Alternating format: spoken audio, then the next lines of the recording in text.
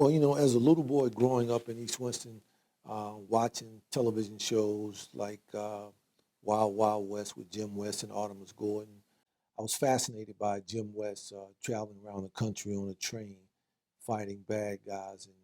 And at a young age, I knew I wanted to be like Jim West for some reason. I couldn't shake it. I started out at Pfeiffer College, and I was in a class one day, and they brought in an FBI agent, and he talked about federal law enforcement. And right away, it re-triggered that dream that I had in my life that I wanted to be an agent. I started my career with the Winston-Salem Police Department. Later, I was hired by the U.S. Department of Justice, left going to Quantico where all the agents train at.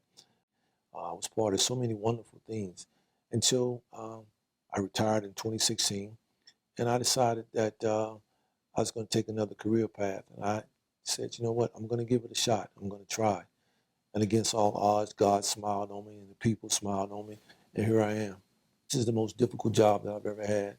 It's the most stressful job that I've ever had because there's so much more than being a sheriff or overseeing or looking at law enforcement issues. To me, as I say all the time, a sheriff is an ambassador of goodwill. A sheriff has to become involved in social issues throughout the county because, as we've said many times, the social issues have the ability to become criminal issues. There are so many things that I think that a sheriff should do. Sometimes I think I overextend myself, but I wouldn't have it no other way. A sheriff should be a part of community. The sheriff should be a part of changing the narrative. The sheriff should stand up for situations that are not right. We realize that together, strong, together, we can win.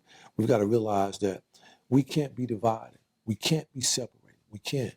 There's nothing wrong with retooling, reconstruction, revisiting some things, putting some policies and procedures in place that have teeth, that change the narrative, that change what's happening. Because it's time for a change. What you're seeing happening in 2020, I don't think is a coincidence. It's not. You have two pandemics simultaneously, COVID-19 and social unrest. In 2020, maybe that's to cause us, 2020's vision, maybe that's to cause us to see things clearly and recognize that there's a time for a change.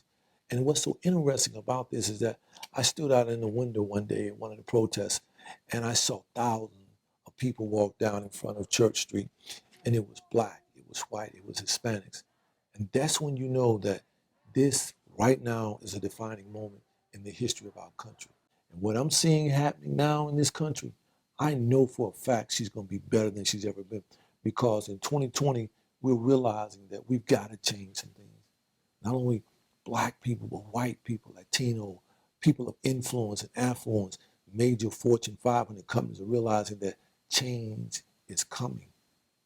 And I'm glad to be a part of that. And I'm glad to be sitting. And I'm grateful for the people and God have given me a chance to sit here and be a part of this because the change is overdue.